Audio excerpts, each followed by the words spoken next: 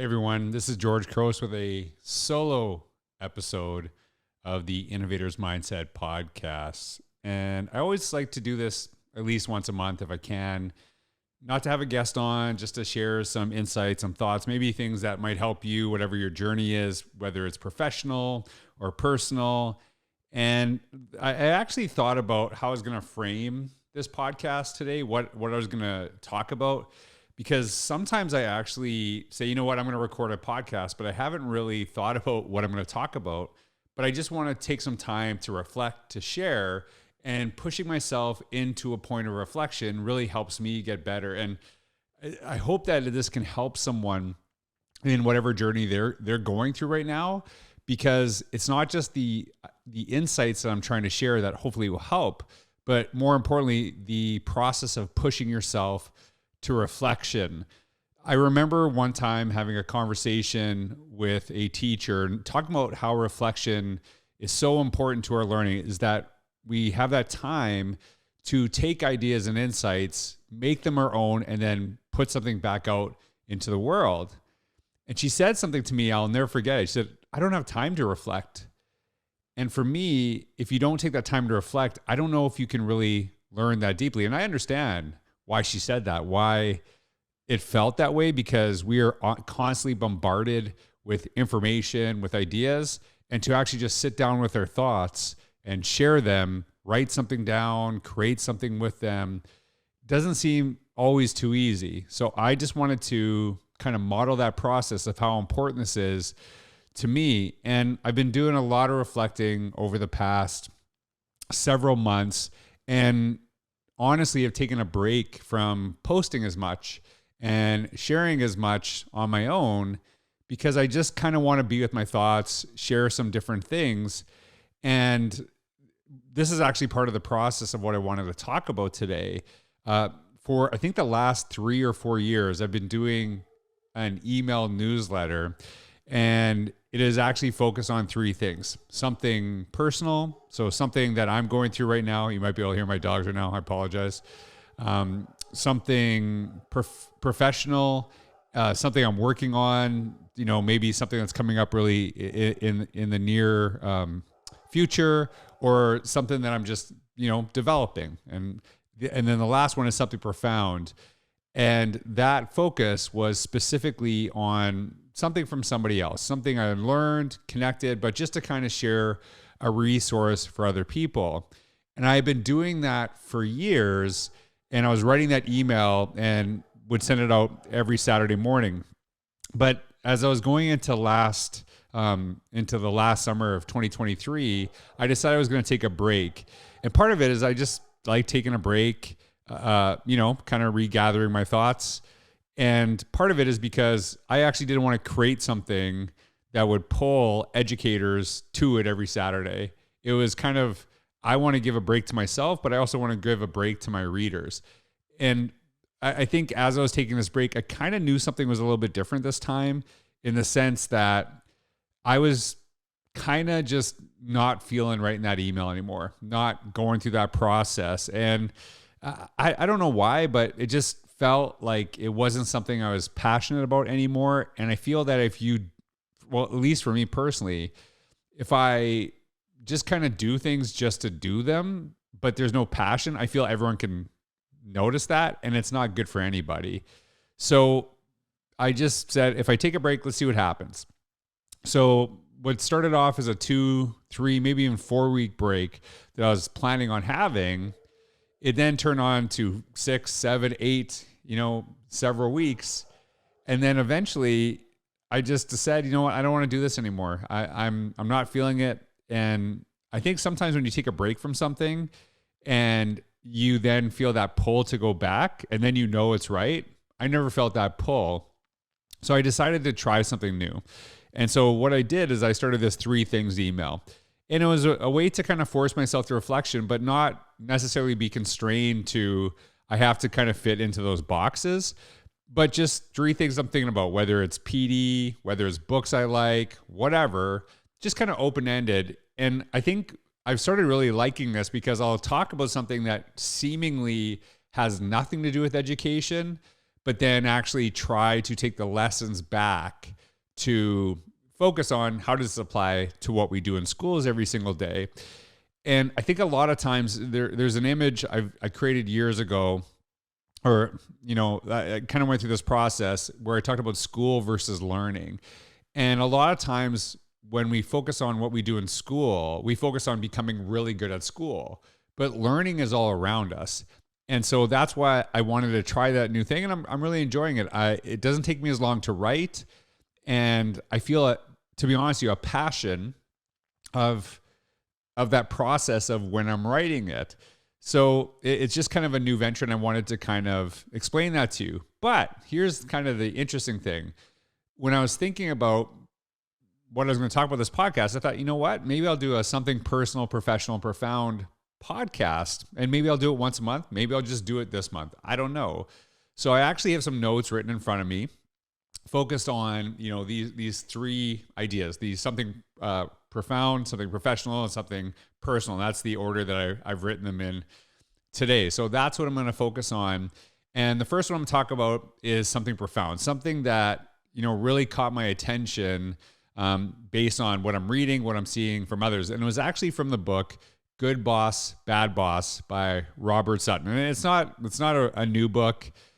And by no means, I've actually read it before, but I just kind of came back to it. And there's a reason, I'll talk about that more in a second, why I came back to that book. And as I'm reading this, talking about what great leaders do, how they really bring out the best in the people they serve, I'm going to tell you, over my summer, I see so many different schools, so many different districts, and there's something that I was reminded of, is that the answer to every problem that we have in education comes back to leadership.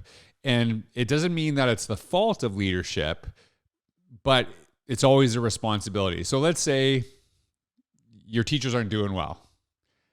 You can just say, well, they're not doing well, and blame them, but that doesn't actually help you moving forward. Part of the role of a leader is to actually help people find those solutions, find, the answers to those things. And like I said, it's not necessarily the fault of leaders, but it's always our responsibility. But how do we actually lead, and how do we think about this? And here's a quote that Robert Sutton shared in his book, Good Boss, Bad Boss. And I really, really loved it, because it is so accurate about that balance of what great leadership can look like. And this is what he shares. He references a former Dodgers manager, Tommy Lasorda. And this is what he said: I believe that managing is like holding a dove in your hand. If you hold it too tightly, you kill it. But if you hold it too loosely, you lose it. And there is really no better quote that can summarize leadership. And there's something that that tells me a lot about principals when I talk to teachers, and it's in this response. When I'll say, like, how's your principal? And they say to me, oh, they're really nice. That's a scary thing, right? You can tell that, they appreciate the person, but they don't necessarily grow because of that person. I think that's where that really kind of sticks to me. And then you hear this other response: oh, I love them. They let me do whatever I want. And I understand that, because you especially don't want a weak administrator telling you what you should do as a teacher, as a professional. I understand that. But really, what you want out of the best administrators is that you become better because of the way they both push and support you. And kind of going back to that Lasorda quote, that push, if you hold it too tightly, there is some of that push that has to happen. So you got to kind of find that balance, but also that support.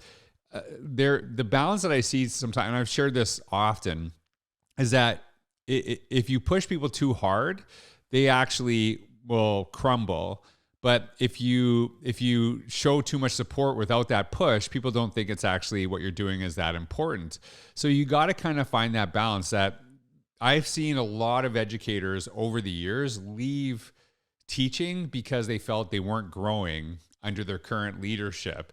And when we actually try to, and this is a problem that a lot of teachers talk about, and I think it's really powerful, is they feel so micromanaged. And I actually would say, if I kind of fell in the balance, is that I didn't maybe, I don't know if I'd say didn't support as much as I should have when I was a principal. I think part of it too is, you always kind of look back on your career, because I didn't want to micromanage my people.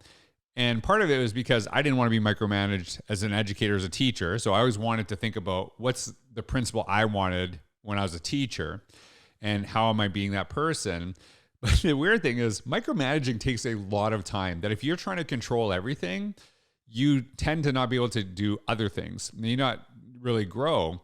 And so kind of putting people in a position where they know they have autonomy, but you're also there to help them grow, to become better. And that Lasorda quote, and I'll share it again, I believe that managing is like holding a dove in your hand. If you hold it too tightly, you kill it. But if you hold it too loosely, you lose it. I think that's a really powerful quote, and just a great summary of leadership. And this beautifully lands in to the something professional part of this podcast. And I've kind of mentioned it here and there, but really haven't made a formal announcement. But right now, myself and Allison Apsey, and if you don't know Allison Apsey, I really think you should follow her. She's absolutely amazing. Brilliant leader, brilliant educator, and an absolutely amazing writer. I've known her for years. Her and I met at a Michigan elementary school principal conference that I was so blessed to be able to keynote several years ago. And her and I just had great conversations. We've stayed connected ever since. And she'll tell you that she started blogging after that conference, after seeing me. And so it's really, really cool, because her and I are actually writing a book together. And I'll say, I say that in quotations, because there's more to just her and I writing this book. And it's simply called What Makes a Great Principal. And I think Alice and I, kind of when we decided to write this book, this has kind of been a couple years in the making. And I really didn't have a vision of what this book could look like until I let it sit for a little while. And some of the advice I give to writers, as I work with them often, is don't force a book. Let it come to you. Let it happen. And basically, I read her book called Leading the Whole Teacher, and I really, really enjoyed it. And I saw elements of what makes a great principal and what that could look like in how she wrote Leading the Whole Teacher. And so her and I are working on this, and we have identified 5 domains of basically what great principals do.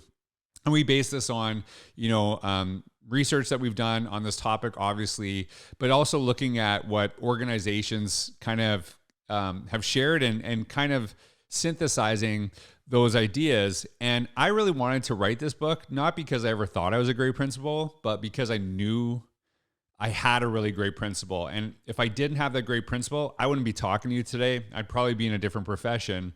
And I really didn't know what a great principal was until I had one. And so we share about this, but here's what's really unique about the book. We do get insights from either current or former principals talking about those domains and really what they learned.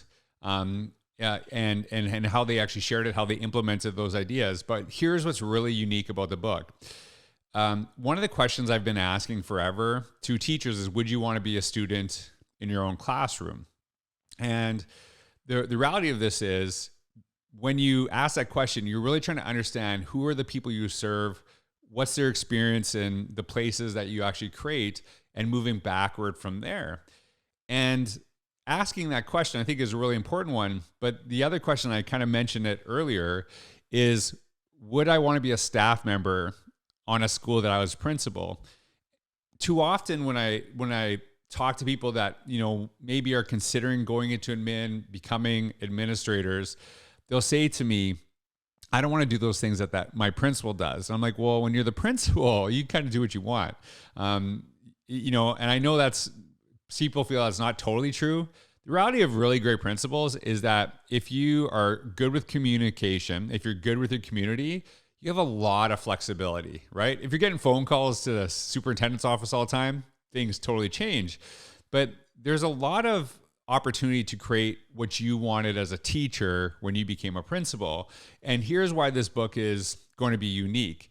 We actually have teachers or former teachers, even a student or two, who are writing stories about great principals they've had and how they actually showed those domains that Allison and I have focused on, and really what some of the strategies that their principals use that brought out the best in them.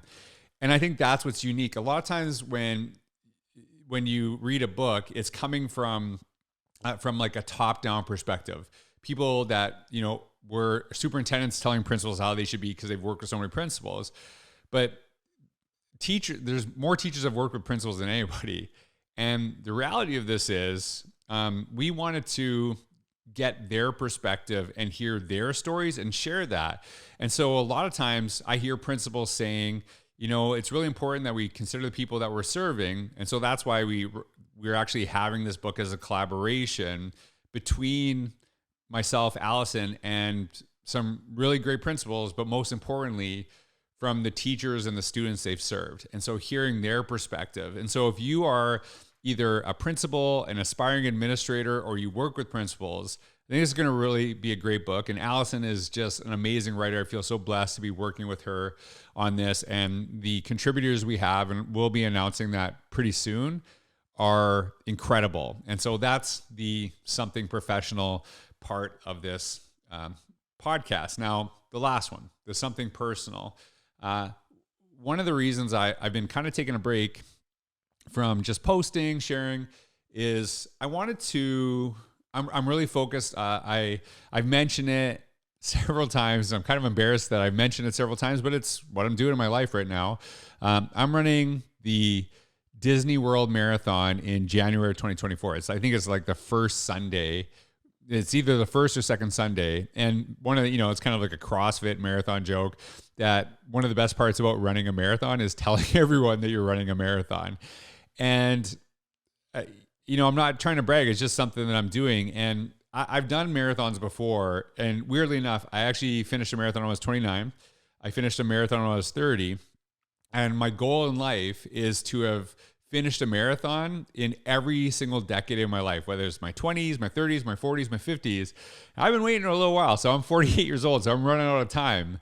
And so there's like an 18-year gap between the last marathon I ran and this one, but I'll still technically have done it, this decade. So I've shared about this because I've done this experience before. And if you do this right, the marathon shouldn't be the hardest part of what you're doing. It will be hard. I promise you that, especially at my age, it's probably a little bit harder than what it was when I was 30, but it's the training that's really, really tough. It's exhausting. It's really kind of thinking about what you eat every single day, what you like, making sure that you get in long runs, going through this, and it can become quite monotonous, and it's hard. It's very, very hard. And so I think that's really a lot of my focus, and kind of going through that matters. And Chris Kennedy, he's someone I really look up to, really respect.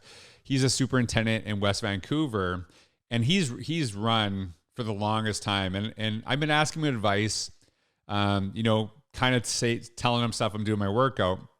And he asked me, he said, "Hey, what's your goal time to finish the marathon?" And I said to him, I just want to finish. That's my goal. And he just wrote, "Don't be that guy."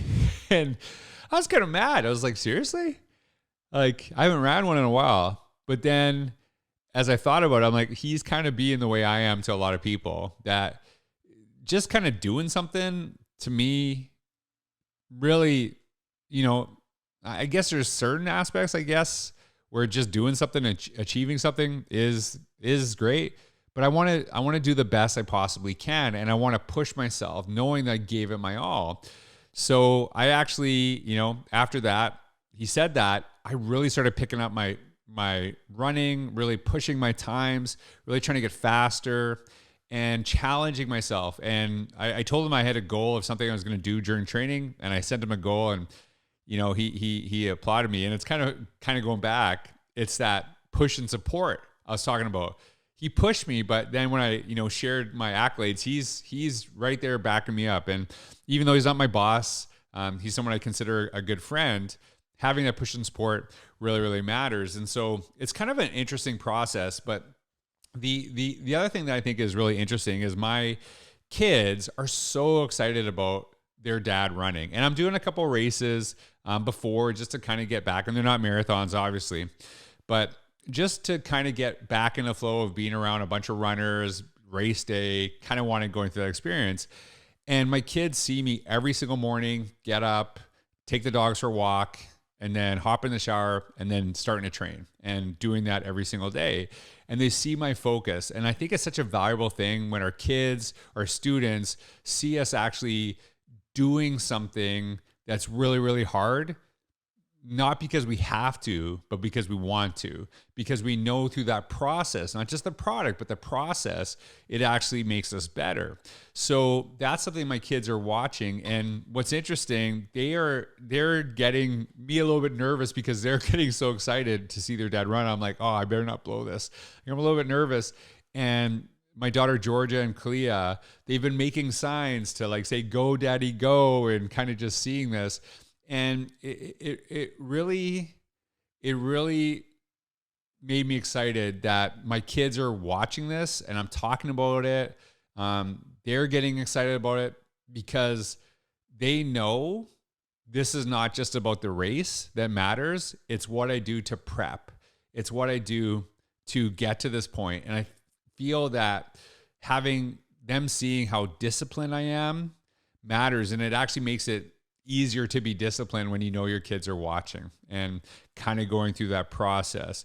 So that's just kind of what's going on in my life. And there's a lot of lessons that I'm learning through this process. And I hope just kind of talking about it and sharing with you, you've picked up a couple of things as well. So I'll list some of the things down below. Check out that book by Robert Sutton, Good Boss, Bad Boss. It's really great. And it's going to be a great preface to what makes a great principal. I'm so excited about this book. I'm so excited writing with Allison. And you know what? I'll tell you, kind of talking about what I started it off, there's no way this book was coming out unless I actually pulled back and took a little break from writing. I'm not a big rest fan. I'm a big recovery fan. Because sometimes we talk about like, oh, self-care is about rest. No, self-care for me is kicking my butt, kicking my own butt, and kicking my butt to the point where I need to like kind of step back and recover so I can go back to kicking my butt.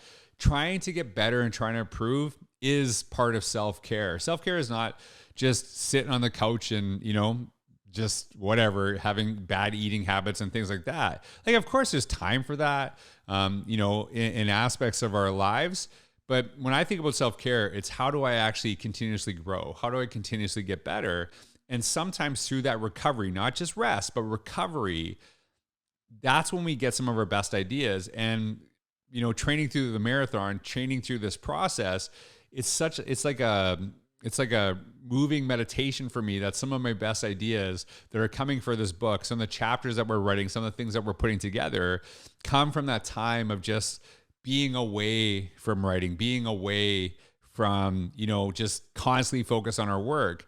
And kind of having that process really does push me. So something I would suggest for you, find those things that you love that are away from your job, away from your everyday, and take time to push yourself, because I promise you it will make you better for the work that you actually do. But if you are so immersed in your work, sometimes we get so immersed that we don't really realize we're burnt out and we're not necessarily as excited about what we're doing as we once were. So just some insights, some thoughts, no music, no nothing other than just me sharing some ideas with you. I hope through my reflection, because I know it's helped me, I hope I help someone out there. But if not, I can't believe you listened to this then. I apologize. But if it did help, I appreciate it. I hope you have a wonderful day. Thanks for all you do. Take care.